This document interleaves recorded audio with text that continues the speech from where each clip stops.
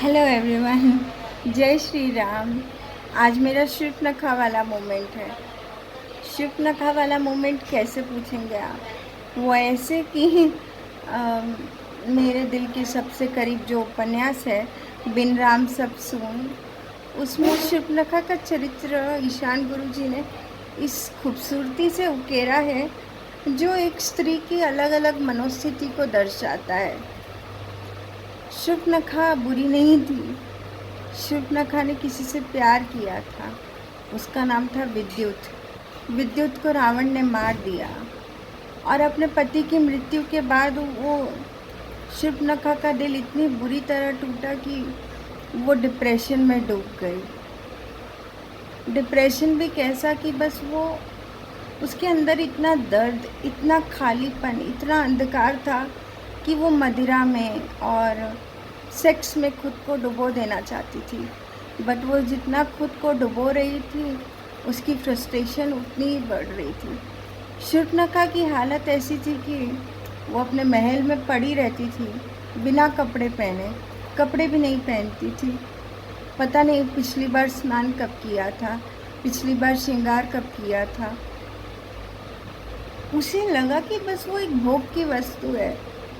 उसने बस खुद को इस स्तर तक गिरा दिया क्योंकि उसका दिल टूटा हुआ था। फिर उसने देखा श्री राम को, पाया नहीं, सिर्फ देखा। एक नज़र श्री राम को देखने के बाद ही धीरे धीरे उसके सारे व्यसन छूट गए। अब उसे किसी दूसरे पुरुष को स्पर्श करने का मन नहीं करता था। मदिरा भी अब वो नशा नहीं देती थी जो नशा राम का था। उसे राम रस की चख लिया था ना, उसके बाद उसे कोई दूसरा नशा अच्छा नहीं लगा। और एक बार आईने के सामने खड़ी होकर शूर्पणखा सोच रही होती है, क्या मुख लेकर राम के पास जाऊं? मैं कितनी बुरी दिख रही हूँ।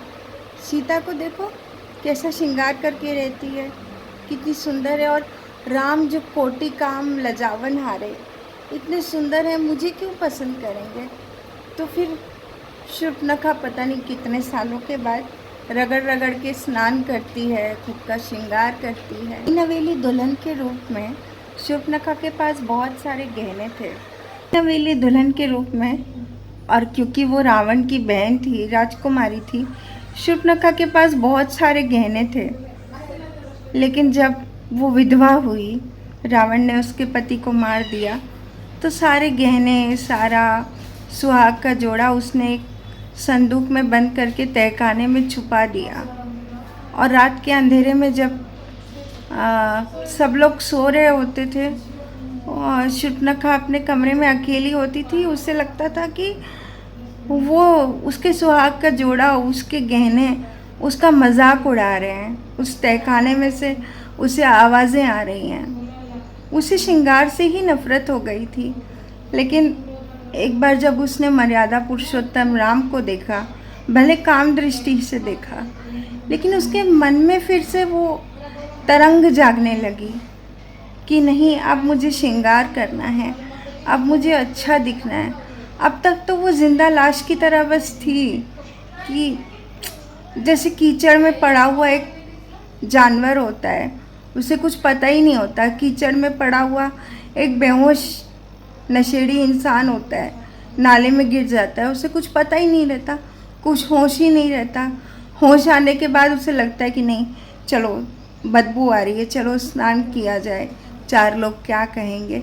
शूर्पणखा के अंदर धीरे धीरे ये अवेयरनेस आने लगी और फिर वो श्रृंगार करके जाती है श्री राम के पास। अब मैंने क्यों कहा कि मेरा शूर्पणखा वाला मोमेंट है, क्योंकि जब मैं बिन राम सब सून पढ़ रही थी तो मैं शूर्पणखा के भावों को बहुत गहराई से महसूस कर पा रही थी। क्योंकि मुझे सजने संवरने का बहुत शौक़ था और 15 साल पहले जब मैं बेड रिडन हुई तो धीरे धीरे मेरी आइडेंटिटी सिर्फ इतनी रह गई कि दिव्या बेड रिडन पेशेंट। और फिर मुझे धीरे धीरे अपने शरीर से नफ़रत होने लगी। मैंने अपने सारे गहने उतार के, सारे कपड़े दान कर दिए, सारे गहने वहने जो थे वो भी किसी को दे दिए, अलमारी में बंद करके रख दिए। बचपन में मेरी माँ ने मेरे कान छिदवाए थे और मेरे पास सोने की ईयररिंग्स थे। आप विश्वास नहीं करोगे, मैंने वो भी दान कर दिए थे एक काम वाली को, क्योंकि तब उसे उसकी बच्ची के इलाज के लिए ज़रूरत थी, तो मैंने दे दिए थे। और उसके आने को मम्मी की बहुत डांट पड़ी थी कि पता नहीं मेरे घर में कौन सी दानी पैदा हुई है।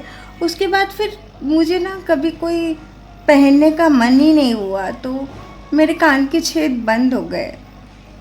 मतलब मम्मी मुझे कहती रही कि ईयररिंग्स पहन ले, नहीं तो कान के छेद बंद हो जाएंगे, बाद में पछताएगी। मैं इतना कॉन्फिडेंट थी कि मैं तो अब शरीर हूँ ही नहीं, मैं तो बस एक कूड़े का ढेर हूँ, मैं क्यों ईयररिंग्स पहनूँ। मेरा वो गुस्सा था जो निकल रहा था, और मैंने अपने कान के छेद बंद कर लिए थे। लेकिन अब जब मैं रघुवंश नाथम लगातार पढ़ रही हूँ और मुझे कृष्ण चाहिए, तो धीरे धीरे मेरी भी भावनाएं चेंज होने लगी। और आज कितने सालों के बाद मैंने कोशिश की कि मैं ईयररिंग्स पहनूं।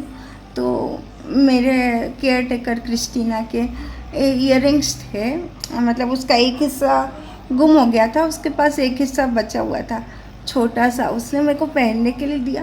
पहन के मुझे बड़ी खुशी हुई, और फिर मैंने ये ईयररिंग्स खुद के लिए ऑर्डर किए। और मैं मतलब बहुत मुझे डर लग रहा था कि कान के छेदे बंद ही हो गए होंगे, लेकिन ये ईयररिंग्स मुझे आ गए, और ये पहनकर मुझे इतनी खुशी हो रही है कि I am rediscovering my self. छोटी सी बिंदी, छोटी सी ईयररिंग, ये सोने चांदी या हीरे मोती के नहीं हैं ईयररिंग्स, बट ये हीरे से ज़्यादा खुशी दिए। जो सोने के ईयररिंग्स मेरे पास थे, उससे कई ज़्यादा खुशी मुझे ये पहनकर हो रही है, क्योंकि मैं अब खुद में वो प्रेम महसूस कर पा रही हूँ।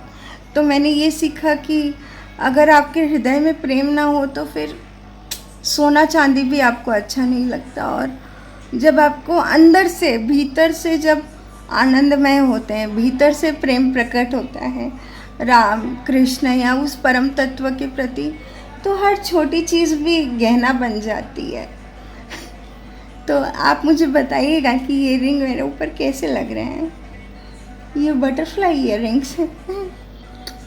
बटरफ्लाई जैसे खुद को ढूंढ रही होती है, अपने पंख फैला रही होती है। काफ़ी स्ट्रगल के बाद मैं भी सीख रही हूँ, और वीडियो क्वालिटी पे ज़्यादा एडजस्ट कर लीजिएगा। मैं अभी हॉस्पिटल से आई हूँ, ज़्यादा तेज़ नहीं बोल सकती, हृदय की धड़कन बढ़ जाएगी। मैं कोशिश कर रही हूँ, और जल्दी कोशिश करूँगी कि जल्दी से ठीक हो जाऊँ हनुमान जी की कृपा से, और आपके लिए और भी नए नए वीडियोस लाती रहूँ। लेकिन एक बात ज़रूर कहना चाहूँगी अपने गुरुदेव को, कि आपका शुक्रिया मेरे जीवन में परिवर्तन लाने के लिए। और आप सब जो भी मुझे देख रहे हैं ना, एक बार, सिर्फ एक बार आप रघुवंश नाथम ला कर देखिए अपने जीवन में, परिवर्तन ज़रूर आएगा, ज़रूर आएगा। जय श्री राम।